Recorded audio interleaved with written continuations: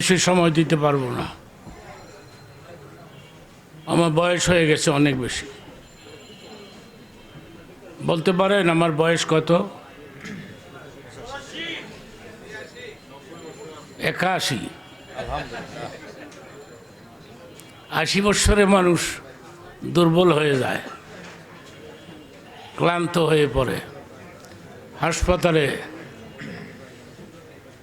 ভর্তি হয়। কিন্তু আমি এই বয়সেও এভরি ডে এভরি নাইট আমার আলোচনা জ্বালিয়ে যাচ্ছি। এবং আমি তবে অল্প সময়ে কথা বলি।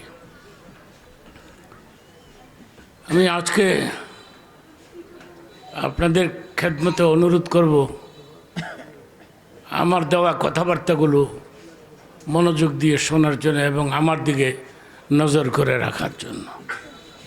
আমার দিকে নজর করে থাকতে হবে এবং প্রতিটি কথাই বোঝার চেষ্টা করতে হবে। হাদিস শরীফের মধ্যে আসছে, ওলামে কেরামের চেহারার দিকে নেক নজরে তাকায় থাকলে সগীরা গুনাহ মাফ হতে যায়। ওলামাদের চেহারার মূল্য কত, কদমের দাম কত।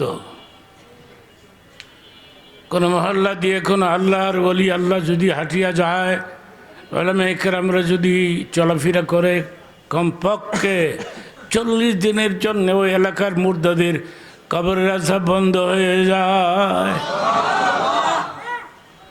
ওলামাদের কদমের দাম কত, ওলামাদের চেহারার কত দাম কত। ওলামাদের সাথে যারা শত্রুতামি করছে এরা চিরতরে বিদায় হয়ে গেল। মনে হয় না ভবিষ্যতে কোনোদিন আবার এই দেশে আসতে পারবে। শুনি আর কি, আসবে আসবে, কবে আসবে, আমি তো কোনো নমুনা দেখি না।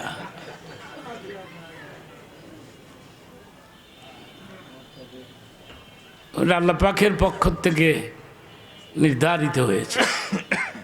তো ওলামাদেরকে সম্মান করতে হবে, ইজ্জত করতে হবে। যুবক বাবারা, ওদেরকে রেসপেক্ট করতে হবে। মান আকরামা আলিমান কান্নামা আকরামানি, নবীজি বলেছেন ওলামাদেরকে যারা ইজ্জত দিবে তারা যেন আমি নবীকে ইজ্জত দিয়ে দিল।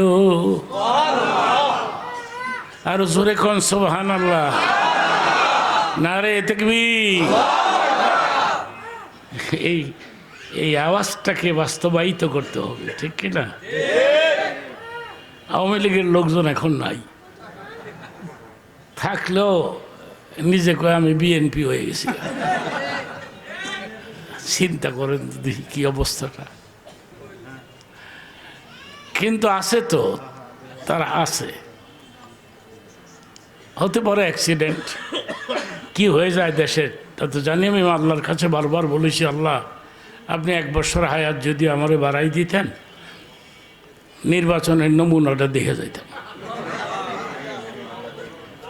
আল্লাহ আমার এই দরখাস্তটা মঞ্জুর করেছেন আল্লাহ পাক।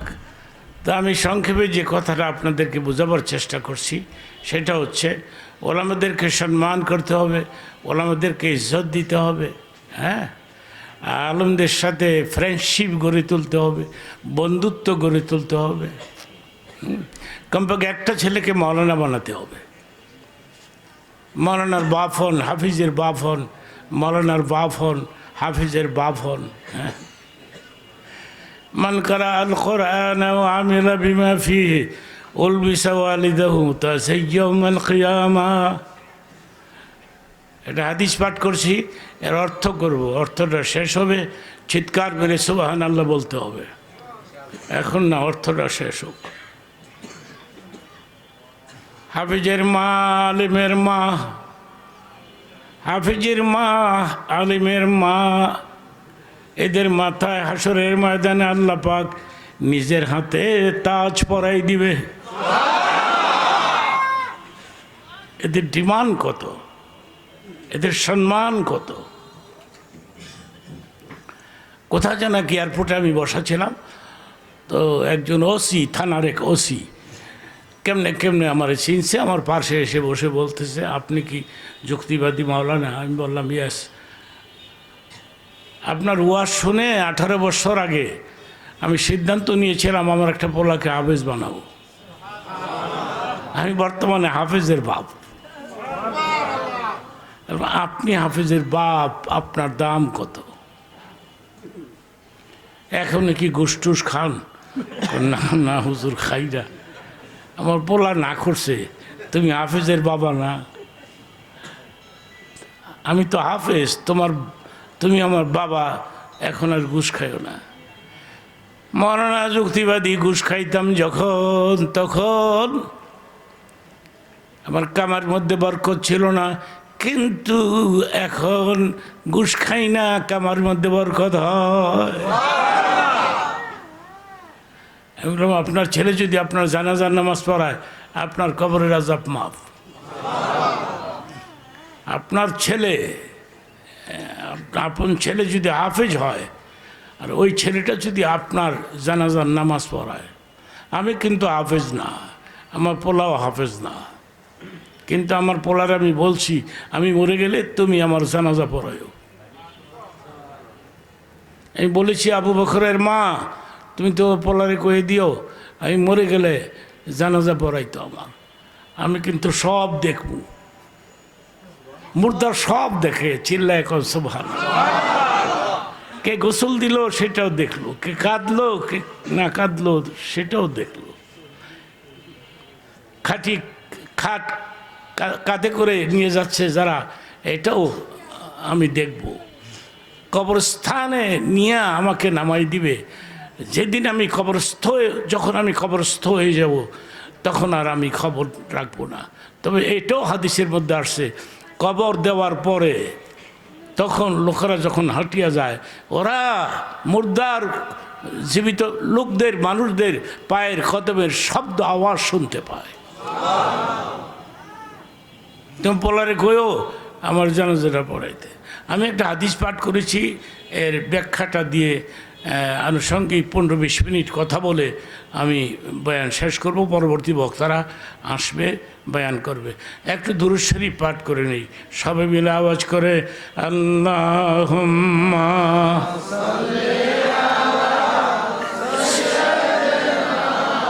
মাওলানা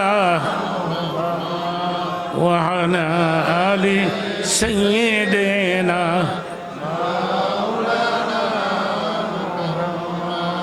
ইন্নাল্লাহা ওয়া মালাইকাতাহু ইউসাল্লুনা আলান নবী। আল্লাহ পাক বলেছেন আমি সব সময় আমার ফেরেশতাদেরকে সাথে করে আমার নবী নামে দুরূদ পাঠ করতে থাকি।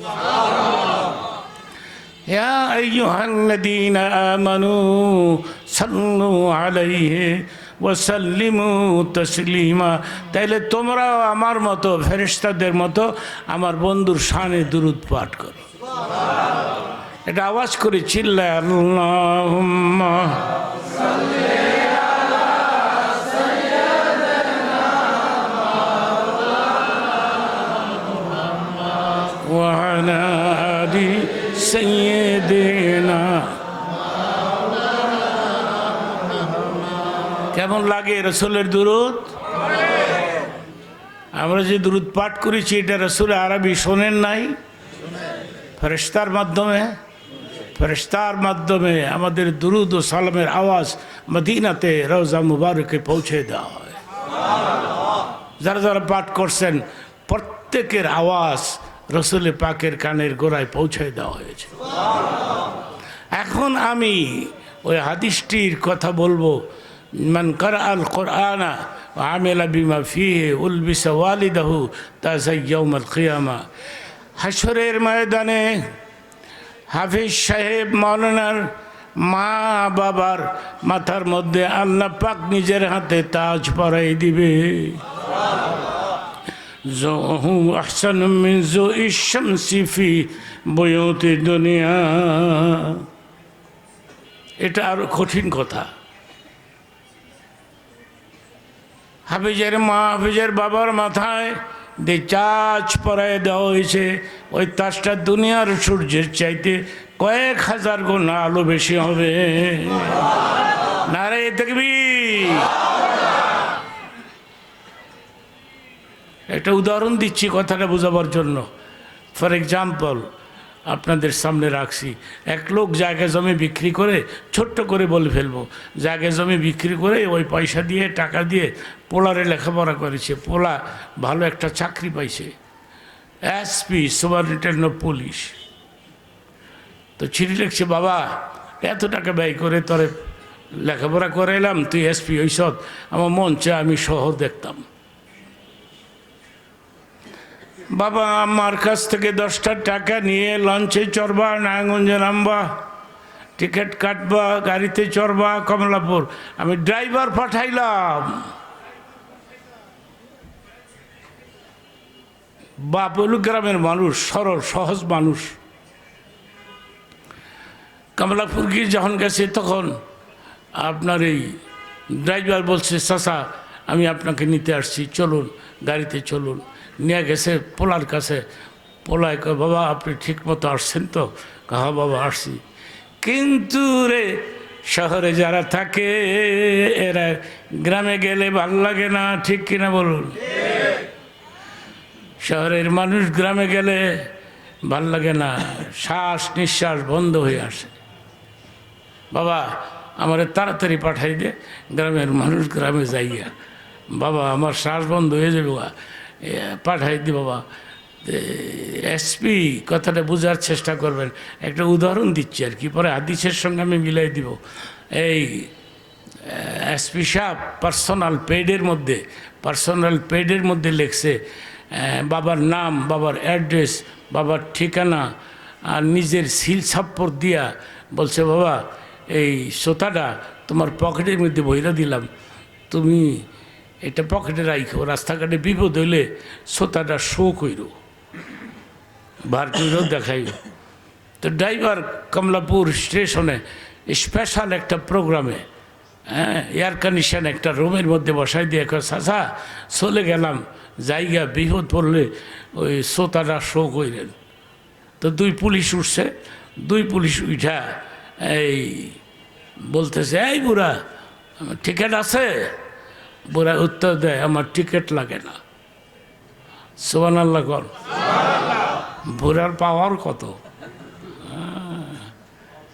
নিজের পাওয়ার না পোলার পাওয়ার? টিকিট লাগে না। পুলিশকে স্ক্রু বোধ ঢিলা ধৈরাম বার করে দে। 3rd ক্লাসের প্যাসেঞ্জার 1st ক্লাসে উঠছে কেন? যখনই গেছে ধরে বার করবে তখনই ডাক দিছে, পুলিশ এই যে দেখো আমার পরিচয় আছে। নজর করে দেখে এটা এসপির পেট, এসপির সিল, সাইন, দস্তখত সব।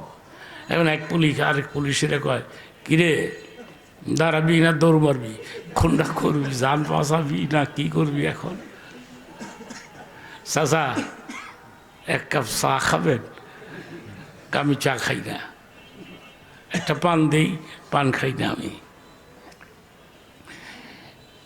কমলাপুর স্টেশন থেকে পাহারা দিতে দিতে রে নিয়ে গেছে নারায়ণগঞ্জে লঞ্চের সারেংয়ের পার্শ্বে বসাই দেবে। ও সারেং ভাই, এটা এসপির বাবা, স্টেশনের দরকার নেই, গ্রাম সোজা লঞ্চ থামায় নামাই দিও। একটা এসপি, এটার বাপের দাম কত? একটা এসপির দাম কত আর বাপের দামই বা কত?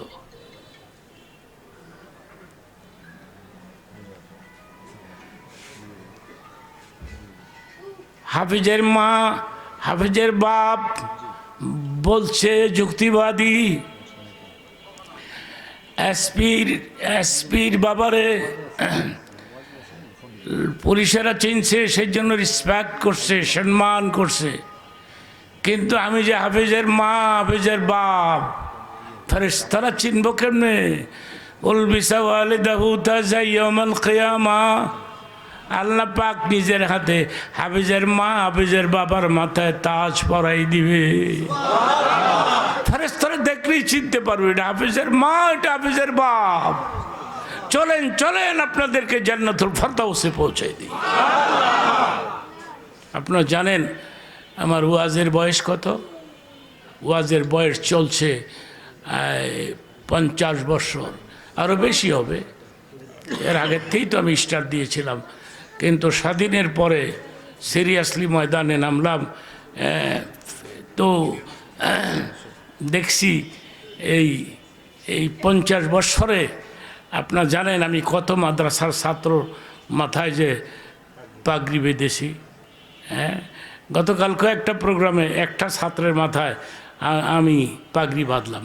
পরশু দিন এরকম 3টা 4টা করে বিভিন্ন মাদ্রাসা প্রোগ্রাম বেশি করি, ওদের মাথায় পাগড়ি প্রদান আমি নিজে করেছি।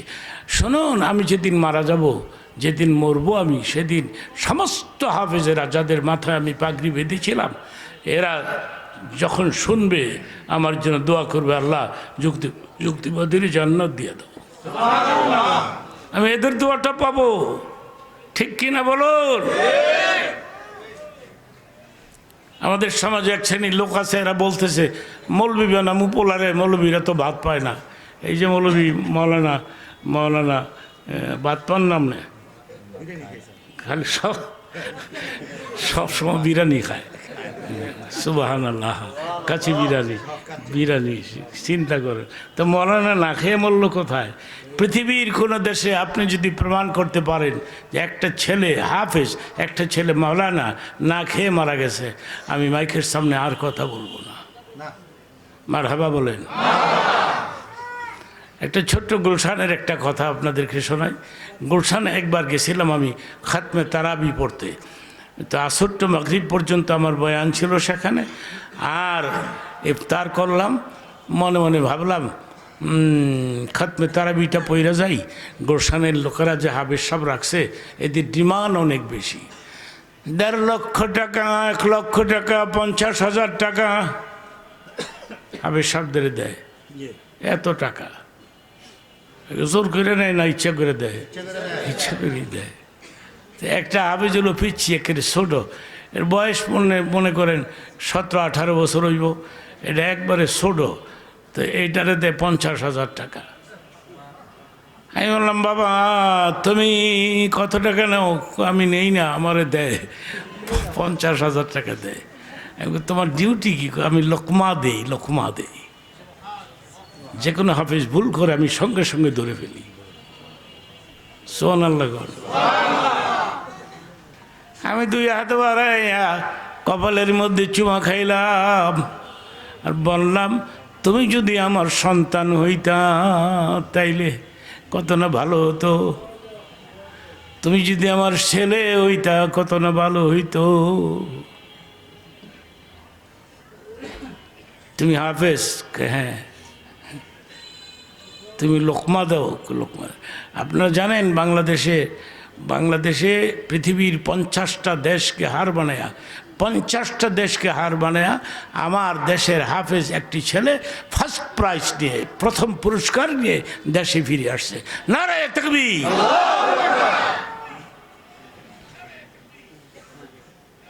একটা ছেলে, আপনারা জানেন, আমার জানা মতে একটা ছেলে 17 বছর বয়স, কিন্তু 1 বছরে হাফেজ হয়েছে। 1 বছরে হাফিজ হয়ে গেছে না। এইটা কি? এটা কেমনে হয়? হেরা পর্বতের গুহায় 2 মিনিট সময় নিব আমি, তারপরে আমি গুলশানের কথাটা শোনাবো। হেরা পর্বতের গুহায় জীবনের প্রথম যখন জিবরাইল ফেরেশতা আসছে ওহী নিয়ে, আর এসে বলতেছে, ইয়া মুহাম্মদ ইকরা, ইয়া মুহাম্মদ আপনি পড়ুন। নাই বলেন, মা আনা বিকারিইন, আমি পড়া জানি না। আপনাকে পড়তে হবে। যে হাদিস শরীফের মধ্যে আসছে, হযরতে জিবরাইল 2 হাতে বানাইয়া দ্বীনের নবীকে নিজের বুকের সঙ্গে ধরে চাপ দিলেন। 3টা চাপ দিলেন, 1টা 2টা 3টা চাপ দিলেন। 3টি চাপ দেওয়ার পরে ছেড়ে দিয়ে বললেন, এবার পড়ুন। নবী বললেন, আমি কি পড়ব? চাপ দেওয়ার আগে বলেছেন পড়তে জানি না, চাপ দেওয়ার পরে বলতেছেন আমি কি পড়বো? সুবহানাল্লাহ কর। পড়ার জন্য তিনি রেডি, অলরেডি পড়ার জন্য। জিবরিল বললেন আপনি পড়ুন, ইকরা বিসমি রাব্বিকাল্লাযী খালাক। কথাটা খেয়াল করবেন, এরপরে সুবহানাল্লাহ কইেন, এখন না, কথাটা শেষ হোক। এই হযরত জিবরিল তেলাওয়াত করতেছেন, নবীজি বলেন না জানি কোন একটা শব্দ হারিয়ে ফেলি, না জানি ভুল হয়ে যায়, সেই জন্যে সঙ্গে সঙ্গে জিবরিলের সঙ্গে পাঠ করতেছে, জিবরিলের সঙ্গে সঙ্গে পাঠ করতেছেন। জিব্বা ঘন ঘন করে নাড়াইয়া আল্লাহ ডাক দিলেন, আল্লাহ তুহাররিক বিহি লিসানাকা লিতা'জালা বিহি। হে নবী, জিবরিলের সঙ্গে তোমার পড়তে হবে না। এই কথাটার দাম কত? হে নবী, জিবরিলের সঙ্গে পড়তে হবে না, জিব্বা ঘন ঘন করে নাড়াতে হবে না, আপনি শুনুন, জিবরাইল পড়তে থাকুক, গোটা কোরআন আমি নিজের হাতে সিনার মধ্যে হাতিয়ে দেব, আপনার সিনায় গাঁথিয়ে দিব আমি, আপনি ভুল করবেন না। রাসূলের কোনো লোকমা হয় নাই। সুবহানাল্লাহ। রোজা আসলে 3 বার কোরআন খতম করে, আমার দিকে তাকান, 3 বার কোরআন খতম করে হযরত জিবরাইলকে শোনাইতেন নবী। সুবহানাল্লাহ, ভালো করে কন। নবীর কোনো লোকমা হইতো না। হ্যাঁ, এইটা কেমনে হলো? এই আবির সাহেব কেমনে 1 মাসে হাফেজ হইল? এটা কি ব্যাপারটা? এই 16-17 বছরের ছেলে 1 মাসে হাফেজ হইল কেমনে? আল্লাহকে হাফেজ আমি বানাই দিছি, কোরআনটা আমি তার সিনার মধ্যে গাঁথিয়ে দিয়েছি, কোরআনুল কারীমকে সে হিফজ করেছে, সেই জন্য এটা সম্ভব হয়, আর না হয় সম্ভব নয়। গুলশানের কথাটা বলে শেষ করে ফেলি। এই আপনার এই তো ভাবলাম যে দেখি একটু কোরআন শরীফটা তেলাওয়াত করে, এত টাকা দিয়ে রাখছে, একটু দেখি তো কীরকম তেলাওয়াত করে। তো দেখলাম প্রথম যে হাফেজ সাহেব তেলাওয়াত করলো, এমন কণ্ঠ, চমৎকার কণ্ঠ, আমার এই পাগল করে লেছে। আমি বললাম, বাবা রে, আল্লাহ পাক তোমাকে চমৎকার একটা কণ্ঠ দান করেছে,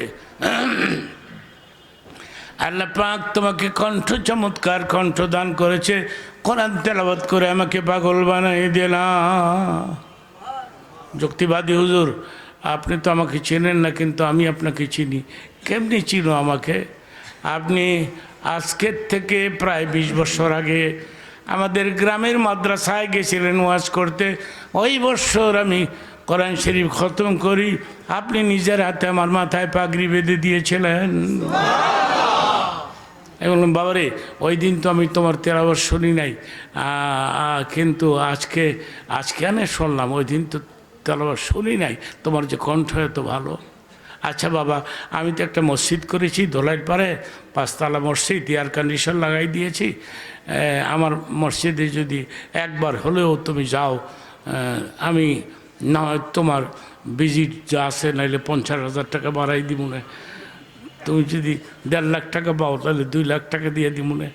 অসুবিধা কী বাবা, তুমি যাইবা আমার মসজিদে, আমার এলাকার লোকেরা তোমার তেলাওয়াত শুনতো। আমার উত্তর দিল, মরনা যুক্তিবাদী, আমার মন চায় আমি আপনার পেছনে সার্ভিস দেই, মন চায় আপনার পেছনে ঘুরি, কিন্তু গুলশানের লোকেরা তো ছাড়ে না। আমি যদি বলি নট, আর থাকবো না, তাহলে 10,000 টাকা বেতন বাড়ায় দেয়। আবার যদি নোট কই, তাহলে আবার 10,000 বাড়ায় দেয়। আমি তুই এক কাজ কর, তুই খালি নোট কইতে থাক। মৌলবীরা হইলে ভাত পায় না, হাফেজে বলে রিজিক পায় না। পৃথিবীর কোনো দেশে তার নসিব নাই। একটা হাফেজ না খেয়ে মারা গেল, একজন মাওলানা না খেয়ে মেরে গেল। চিৎকার মেরে বলো মারহাবা, নারে তাকবীর। সেই জন্য অনুরোধ করব, একটা ছেলেকে হাফেজ বানান, একটা ছেলেকে মাওলানা বানান। হ্যাঁ, এটা করেন। আপনার হাফেজ ছেলে আপনার জানাজার নামাজ পড়াবে। এই 5-7 মিনিটের মধ্যে আমি শেষ করব, পরবর্তী বক্তা আসবে। আমার দিকেই নজর করে থাকেন। আমি বলেছি, আবু বকরের মা, তোমার ছেলেরে কইও আমার জানাজা পড়াইতে, কইও আমি কবরকে ভয় পাই, মৃত্যুকে ভয় পাই না। মৃত্যুকে ভয় পাই না, কারণ মরতেই তো হবে, কিন্তু কবরে থাকবো কেমনে? আমার ভয় লাগে, আমি কেমনে থাকবো কবরে? খাদিজাতুল কুবরা মক্কাতে রসুল আরবি 3টি বিয়ে করেছেন। খাদিজাতুল কুবরা হজরতে সাউদা, হজরতে আয়েশা। খাদিজার বয়স 40, চিল্লা এখন কত? নবীর বয়স কত? কই 25 আর আমি পলাই করবো নি? পোলারে গেছি গানগা তোর বউ দেখেছি 40 বছরের, 2 জায়গার বিয়ে হয়েছে, পলাই করবো আপনি করেন গা। কিন্তু রসুল খানে করলেন, নবী করলেন। নবী বললেন বাবা যেতে আইলেন থাক না, এ রসুল আমি আপনাকে আইল পেয়েছি, এমটি পকেট অবস্থায় পেয়েছি, থাক না। এরপরে আমি আপনাকে ধনী মানেছি, খাদিজাকে আপনার কাছে বিয়ে দিয়ে দিয়েছি। খাদিজা পারপাসে ফালতু কথা বলা যাবে না। খাদিজা পবিত্র, পাক, চিল্লায় বলেন আল্লাহু আকবার। খাদিজাকে নিয়ে বাইরের কোনো ফালতু কথা বলা যাবে না। খাদিজা তো খাদিজা। আল্লাহ বলেন হে জিবরিল, প্রথম সালামটা আমার নবীকে দিও, সেকেন্ড সালামটা খাদিজাকে বলে দিও। ওই খাদিজাতুল কুবরা বলতেছেন নবীজি গো আজকেই তো আমি চলে যাব পৃথিবী ছেড়ে। 25 বছরের ফ্যামিলি লাইফ আপনার সঙ্গে জিন্দিগি কাটাইলাম, জীবনে কোনো দিন কোনো ডিমান্ড করি নাই, বলি নাই স্বামী হে এই ধরনের একটা বস্ত্র এনে দিতে হবে, এই ধরনের একটা কাপড় এনে দিতে হবে। আর আমাদের বিবিরা আমাদের পাগল বানায়। ঈদের আগে বউ জামাইরে কয় এইবার লাল রঙের 13 ফাইরের শাড়ি যদি আনতারো তাহলে ঈদ করবো না, ঈদের কফল আগুন লাগাবো, ঈদ পুইরা লাগব বেটি। কিন্তু খাদিজা কোনো ডিমান্ড করে নাই। নবী বলেছেন আমার খাদিজার কোটি কোটি টাকা, লক্ষ লক্ষ টাকা আমি উভয় হাতে খরচ করেছি, কিন্তু খাদিজা চোখ লাল করে নাই, মুখ মলিন করে নাই, কোনো দিন বলে নেই আপনি এতগুলো টাকা অযথা চতুর্দিকে খরচ করতেছেন কেন। এই ধরনের টু শব্দ আমার খাদিজা আমাকে বলে নাই। চিল্লায় বলেন সুবহানাল্লাহ। হযরত খাদিজা বললেন নবীজি গো 25 বছরে কোনো ডিমান্ড করি নাই, কিন্তু আজকে 2টা ডিমান্ড করব। খেয়াল করে শুনবেন ডিমান্ড 2টা কি। নেই বললেন ইয়েস আপনি বলেন আমি আপনার কথা রাখবো। নবী গো আমি মরে গেলে আপনার গায়ের ব্যবহারের একটা চাদর দিয়া আমার গায়ের কাফন লাগাইয়া আপনি নিজের হাতে আমার লাশটা কবরের মধ্যে নামাই দিবেন। এই একটা ডিমান্ড করলাম, এই ডিমান্ডটাই আর আমি আর করলাম না। আরেকটা ডিমান্ড আছে। নেই বলেন ঠিক আছে আপনি নতুন চাদর দিবেন না, নতুন চাদর কিনতে হবে না, ওই চাদরটা দিয়ে যে চাদর আপনি ইউজ করেছেন, ব্যবহার করেছেন, ওইটা দিয়া আমার কাফন পরাবেন। কি আমি মনকির নকিরকে ভয় পাই। আপনি বলেছেন না মনকির নকির 3টি কোশ্চেন করবে কবরে, আরবিতে, বাংলাতে, ইংরাজিতে, আরবিতে। তা আরবি যে তুমি জানো না আল্লাহকে, আমার মুসলিম নরনারী বান্দা বান্দি কবরে গেলে আমি আরবি শিখাই দিব এদেরকে। মান কালা লা ইলাহা ইল্লাল্লাহ ফাদাখালাল জান্নাহ, যারাই বলছে লা ইলাহা ইল্লাল্লাহ মুহাম্মাদুর রাসূলুল্লাহ তারা জান্নাতে যাবে, আমরাই যাব। কিন্তু গো নবীজি মনকির নকিরকে আমি ভয় পাই। আপনি পারবেন কবর করার পরে আমার মাথার পার্শ্বে একটু দাঁড়ায় থাকতে? মনকির নকির আসবে, যতক্ষণ লাগবে আসতে আপনি একটু অপেক্ষা করতেন আমার কবরের মাথার পার্শ্বে দাঁড়ায়া? নবী বললেন খাদিজা ইয়াস এটাও আমি কথা দিলাম, আমি করব মনকির নকির যতক্ষণ না আসে আমি দাঁড়ায় থাকবো আপনার কবরের মাথার পার্শ্বে। জানাজার সিস্টেম তখনও চালু হয় নাই। কবরস্থানে নিয়ে গেছে রসুল আরবি, কবর করছে এবং খাদিজাতুল মৃতদেহকে মাটি দিয়া পাথর চাপা দিয়া, ফাতেমার বয়স ছিল তখন মাত্র এই 7.5 বছর হবে, বাবার গায়ের চাদরের কোনায় ধরে যাইতে যাইতে কবরস্থান পর্যন্ত চলে গেছে, কবর হয়ে গেছে, কিন্তু নবী যায় না। ফাতেমা বললেন, বাবা কবরের কাজ শেষ হয়ে গেছে না, তো এখন দাঁড়াই আছো কেন? আমার মা কই, আমার মা কই? নবী উত্তর দিলেন, তোর মা এখন হযরত আসি হযরত রহিমার মাঝখানে বসে আছে। তাহলে কেন তুমি দাঁড়িয়ে আছো বাবা? মারে তোর মার সাথে আমার ওয়াদা ছিল, মনকির নকিরকে ভয় পায়, মনকির নকির এখনো আসে নাই, সেই জন্য আমি একটু অপেক্ষা করতেছি, দেখতেছি যদি আসে প্রশ্ন করবে তোর মাকে, দেখি আসেনি, কিন্তু আসে নাই। ঠিক তখনই আল্লাহ ডাক দিলেন, জিবরাইল রে,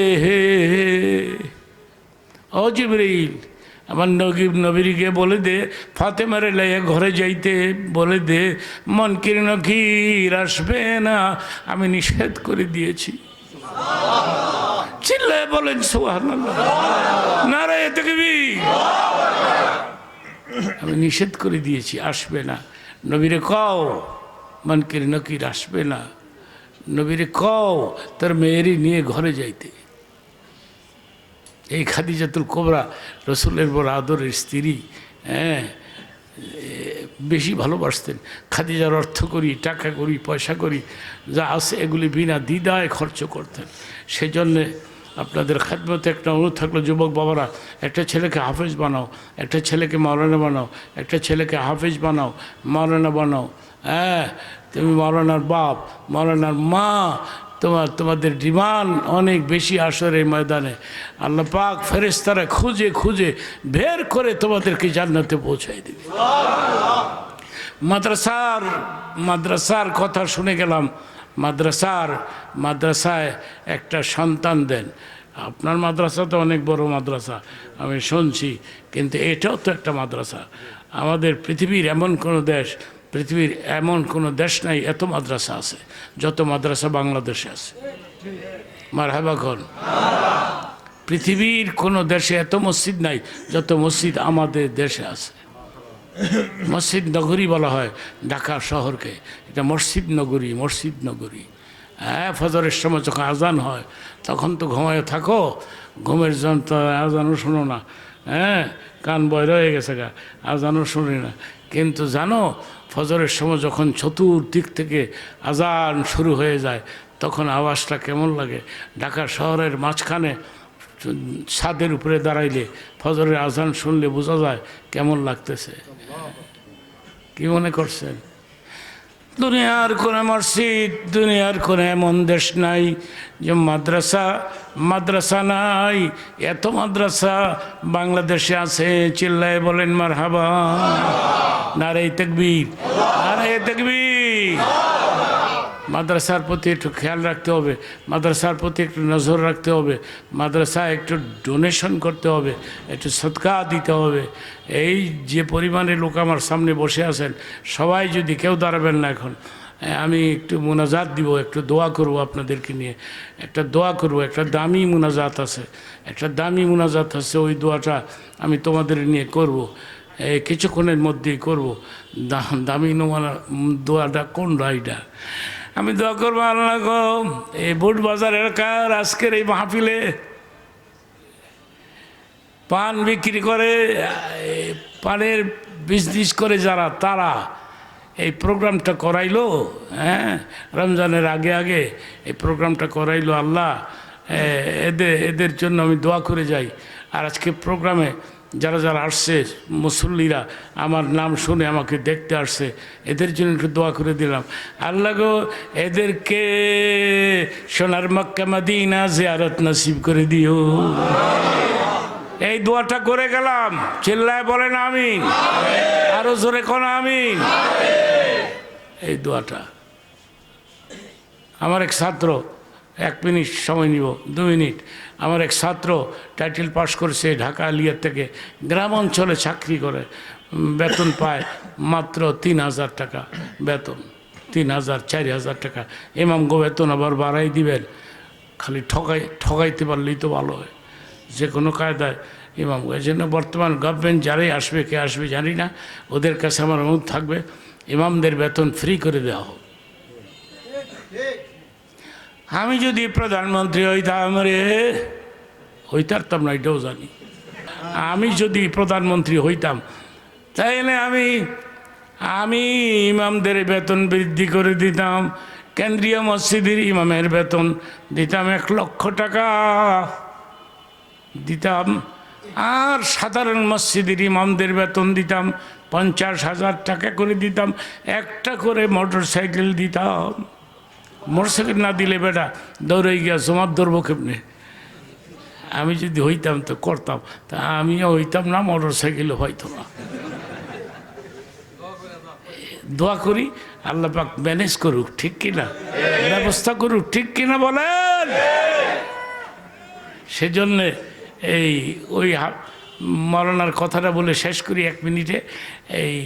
তারপরে কেমনে জানি, আমি তো আপনারা তো আমাকে দোয়া করেন, আল্লাহ এভরি ইয়ার, প্রতি বছর আমাকে নিয়ে যায় সোনার মক্কা মদিনা, প্রতি বছর। এবারও আমি নিয়ত করেছি যাওয়ার জন্য রোজার মাসে, যদি সুস্থ থাকি।